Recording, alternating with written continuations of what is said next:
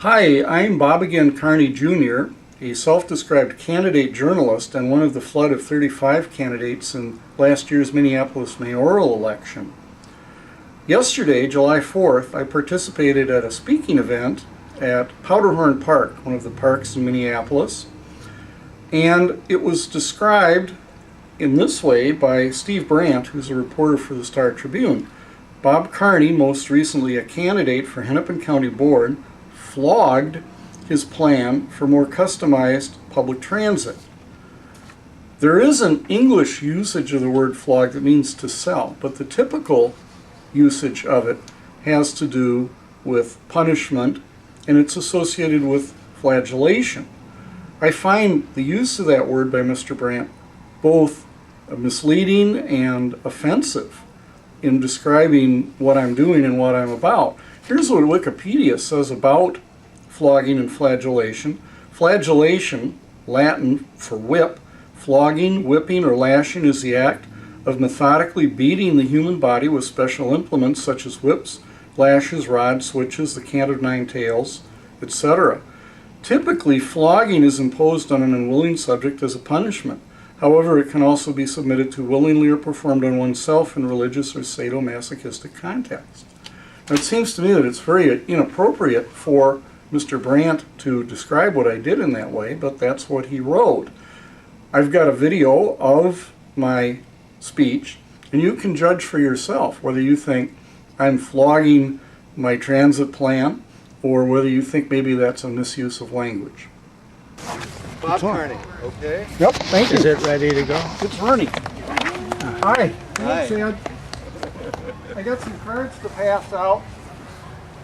I'm BobAgain Carney Jr. The again is in quote marks. It's on the ballot this August 12th. Hopefully not for the last time. For Hennepin County Board, 3rd District. That is right in the path of the proposed Southwest Light Rail. I want to talk about transit revolution, and alternatives to Southwest Light Rail today. I'm going to pass out a card after this. There is a meeting, a public meeting, Tuesday, and there's information on the card about that. So I'll pass that out. It's a humorous picture on the back of it. I hope you'll get a kick out of it. Let's talk about transit briefly. I'm proposing what I call a transit revolution. We need to have a transit system that is so good that large numbers of households will voluntarily choose to have one less car or no car because they don't need it. Let me tell you the basics about this. First, we need to use smaller vehicles, metro mobility size vehicles. One of those buses costs $70,000 to $100,000. They're a lot less expensive than the regular buses, $300,000 up to $500,000 for a hybrid. And if we have smaller vehicles, lower cost, the next step is to get 5-minute service, meaning you don't wait more than 5 minutes for your ride to show up. When you wait longer, that is what I call a transit time tax. And it's a tax that doesn't do anybody any good. It just wastes time. So we're going to have 5-minute service. That's the plan. This is a jobs program. During the Great Depression, we had the WPA. We built things. Now we still need to work on the infrastructure, but the biggest problem that our society has right now is we don't have enough jobs. We can't put people to work. I'm talking about $17 an hour W-2. That's roughly what Metro Transit starts people at right now, part-time, and a job designed so that people who drive cab can drive the route 20 hours a week and mix and match that cab. Now, the other aspect to that is I've got a plan that includes routes that go on all the freeways inside the Beltway. Now think about this. How do you transfer from one road to another on a freeway right now? You've got these intercloverleafs. You can't transfer. I've got a patent filed for a system that allows you to transfer from one road to the intersecting road on a freeway. That in of itself is a huge breakthrough in transit technology. The next point about this is let's use the infrastructure we've got. We've got roads. Let's use them. That's what I'm talking about. For the Southwest line, let's just grade, pave, and use the right-of-way from Shady Oak Road in Minnetonka But instead of ruining Kenilworth, let's go down the Greenway. It's 100 feet wide right away. 50 feet for bikes, 50 feet for these buses. Go down the Greenway to a stop at Hennepin, Lyndale, Nicollet, and then there will be a new transit station at I-35 and Greenway. You put some ramps in there and you go up those ramps. Now you've got the min-pass lanes that already exist. Guaranteed congestion-free. This is a way to have a guaranteed congestion-free right-of-way along the entire length of the Greenway in both directions. You can get from Uptown Transit Station to downtown freeway exits in 6 minutes. 5-minute service. Now we hear about equity, and it's a huge issue. The Southwest Light Rail line has been promoted as the so-called equity line. Congressman Sabo held a news conference and he said that PR effort is despicable. It is so dishonest that it is laughable. This is Congressman Sabo talking. He doesn't talk that way. I mean, it really was shocking to hear it. But the fact is that it's really a scam right now. Now, I've got a plan for this Southwest corridor that includes reverse commute routes.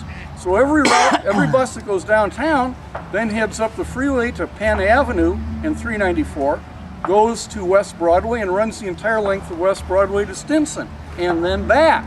So you have 5-minute service on West Broadway in both directions all day and evening. That's the way to provide transit equity. Then those reverse commute routes go out to Eden Prairie and reach Eden Prairie. But what we need to do is have a system of these 5-minute routes that will reach everywhere inside the Beltway so people can get places without needing a car. That's what this transit revolution is all about. Let me mention one other thing. We need to do as much for people who shop using buses as we do for people that use bikes and buses. That's one thing I'm working on. I'm developing a system to put some bags on bikes and be able to carry up to 4 shopping bags in a stable way on bikes. I'm working on carts that can be brought on buses. We need to do as much for people who shop on buses as we do for people who use bikes, because that's one of the key issues that makes people think, well, I've got to have a car. You can't shop without a car. So I'm going to pass these cards out, and I also have a petition I'm asking anybody to sign it, endorsing me for 3rd District for Hennepin County Board. Let me conclude with one final point. We are being told, in effect, that we just need to take the anesthesia, that this is all a done deal, that we're going through the motions, and that is not true. The fact is that we have elections in this country, and the election is going to be about Southwest Rail. It's just a context of when and how. I want to see transit supported by everybody, including Republicans and Democrats, and I think there's strong evidence that we can have a coalition between Republicans and Democrats on this. As a matter of fact, the Republican Party endorsed me for the special election for the 3rd District before this general election. I've been talking with Charlie Zelli, with Lyndon Carlson, Chairman of the Ways and Means Committee, a Democrat in the House. I've been talking with Democrats and Republicans. Let's build a coalition to have transit that is going to be so good that people will voluntarily, in large numbers, move away from cars. That's what I'm pushing for. Any questions? I've got a website. Would it surprise you that the website is called BobAgain.com? That's the website. It's a permanent, semi-permanent website. I invite you to visit it. I've got a full-length book outlining the plan for Minneapolis. I've got very detailed plans for Southwest Light Rail.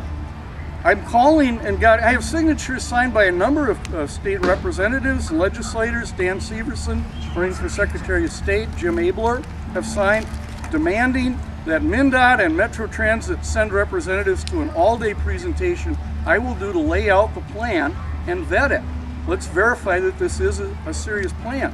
Peter Wagenius and Mr. Wright, Councilmember Wright, had an article in the Star Trib in February. They were saying, well, let's have a real debate between buses and light rail and streetcars. I say, bring it, let's do that. But I've got all this stuff laid out, and it really bothers me with this vast amount of detail that people like me are sometimes described as not serious candidates. I just can't understand that. It's not a question of not having a serious and detailed plan. So again, any questions or comments? Okay, yeah, Captain Jack. I'm a member of Neighborhood Organizing for Change, NOC, and NOC has taken the position that we should have the southwest line, and they say it's going to help get people to work from North Minneapolis, get them to work in Eden Prairie and other places. I know you're opposed to that, but tell me why. Well, several issues about this. Let me be very blunt about how this process works. The Metro Council throws money around until they've got everybody on board, and they build a coalition that way, and that's just a fact. Southwest started out as under $1 billion project. It's been up to 1.67 right now. $300 million was thrown out to Eden Prairie to get the route to move from the railway right away to plow through the Golden Triangle. And in general, what you see is, and I don't blame the people in the north side for cooperating with this, but what is happening is that there's a coalition that is formed, and there's a certain amount of money that's getting allocated or made available to have some, what I would say, modest transit improvements. I'm very curious to see what the plan will be on Tuesday. I'm sure they're going to have some additional features for North Minneapolis. But it's not the way to do it. The way to do it is to figure out how to cut out $1 billion out of the budget, and do that by using existing infrastructure. So the current plan really doesn't have much for equity on the north side. They may add more on Tuesday. We'll see what happens on that. But the real problem is that this is a coalition of developers and special interests, and you saw that with the Central Corridor. You see it today with Southwest. That's why the budgets explode so much.